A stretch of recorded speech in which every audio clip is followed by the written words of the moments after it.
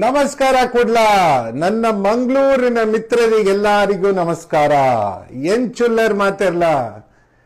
ನಾನು 28ನೇ ತಾರೀಕು ನಿಮ್ಮ ಊರಿಗೆ ಬರುತ್ತಿದ್ದೇನೆ. Yes, I will be in Mangalore on 28th of July. ಅಂದ್ರೆ this Sunday.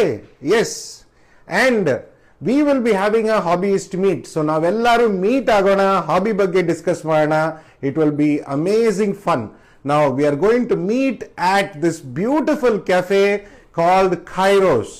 Okay, address detail ಎಲ್ಲ ಕೆಳಗೆ ಡಿಸ್ಕ್ರಿಪ್ಷನ್ ಅಲ್ಲಿ ಇದೆ. ಫಾಲೋ ಮಾಡಿ ಬನ್ನಿ.